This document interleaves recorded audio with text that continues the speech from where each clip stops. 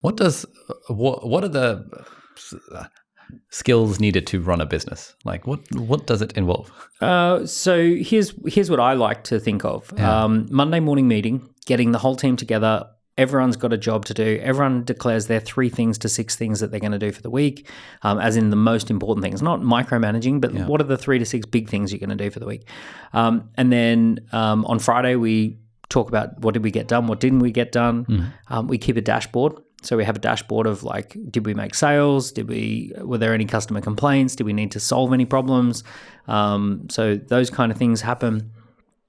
And then essentially a general manager is like doing all the little problem solving along the way. So for example, loading up payments and then the payments go out, and collections, or there's a customer who didn't pay and they needed an email saying you need to pay. So that's a bit of financial control. Later on, you might have a financial controller who just does that. General manager can do that. Scheduling, hiring, if we need to hire someone new, if someone wants to go on holiday, who's going to cover for them, like all that stuff. Yeah, that's basically what Angus does.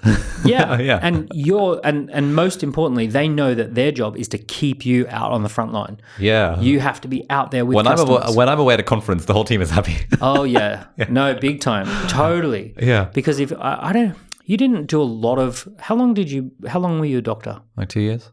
It's a bit different because there's not an owner, but like, was there ever a big boss? Like, is there a big like hospital general manager or a hospital? It's like the hospital CEO, but like the doctors don't really interact with the management structure of the organization. Yeah, they're the technicians. Is there anyone like who's like represents like the big scary regional manager or someone who? Point is that normally that's not your best day at work when that person's buzzing around. I had an experience for me personally where. I worked at McDonald's as a teenager, and when the big boss was in town and when the big boss was in the store, we all froze and we didn't work very well. And I also worked around some people who were very well known, and when they were around, everyone froze. No one worked really well. So less is more. When you hit a certain point, you're far better off just being out there, being the key person of influence, doing deals, raising profile, doing partnerships, finding opportunities. All of that stuff, being in contact and connection with your customers in your marketplace, pitching, publishing, product creation, writing a book, all of that, doing a podcast, that is like your high value superstar stuff. And then the team, you just need to check in with them. Like me personally, I kind of check in with my teams now every like 90 days. I keep an eye on the dashboard, like genuinely. There was a business I just sold for quite a lot of money, like millions. I owned it for about 4 or 5 years. And I probably spoke to the managing director 6 times in that whole time. Bloody hell. Yeah. Like, and never visited. Like, didn't go on site. I own several businesses that I've never been to. Like, genuinely, I've never been there. As in, they have an office. I've never been. How the hell does that work? It's like, what? I bought the business and we met down the road here at this a local place down the road, and we did a deal and I let them get on with it. Why would you buy that business? Because I can grow it. And you grow it by virtue of... By being a key person of influence. Because you're the Eiffel Tower. Yeah. So you can be the combine harvester throwing opportunity their way. Throw opportunities their way, but I don't need to know... Provided I know the person who's running that business can handle the opportunities and can run the business, I don't need to know what happens beyond that point. Right? I can see it on the dashboards. I can see the P&L and the balance sheet. I can see the weekly meetings are happening. We can do quarterly. I can attend a quarterly alignment session if I want to. But so long as I have trust in my team, I don't need to be there very often. I just need to be out and about, trying to drum up opportunity. Because this idea of like, you own multiple businesses feels like a stressful place to be. It's really not. Okay. It's actually really not. In fact, I think it's easier to own multiple businesses than having just one. Because if you've got one, you obsess over it.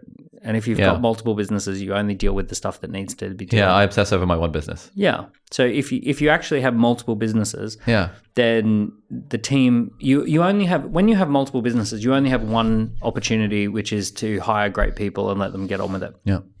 Because if you're working on several different businesses at once, the other thing too is, don't forget, a bigger business is multiple businesses. So when you think about Google, it sounds like one thing from the outside, but it's like loads of things. Amazon is like loads of things. I mean, there's hundreds of businesses in Amazon. There's the film production business, like doing Amazon Prime.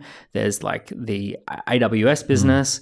There's different regions and territories.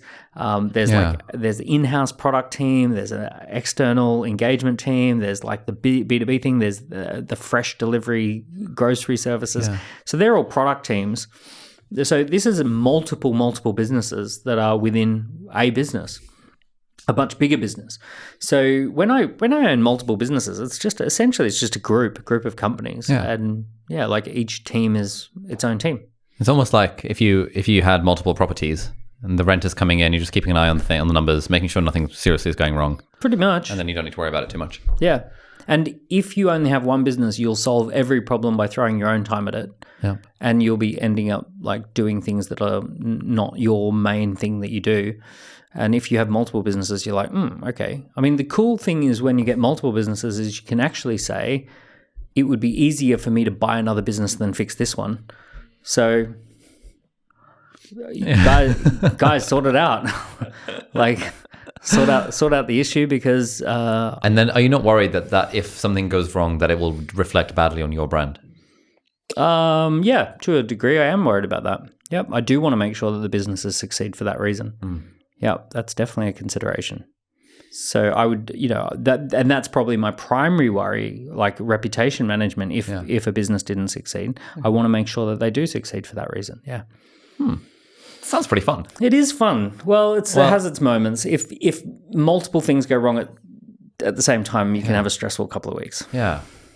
I feel like this is not where I want to be right now, but I can imagine at some point I'll be like, you know what, I want to be more of a coach to businesses and like just own multiple businesses. Well, and like when you have multiple businesses, you are a coach to your own business. That is very much what you do. You're the brand and you're the coach. Here's what very much could happen for you. You've got such a big brand.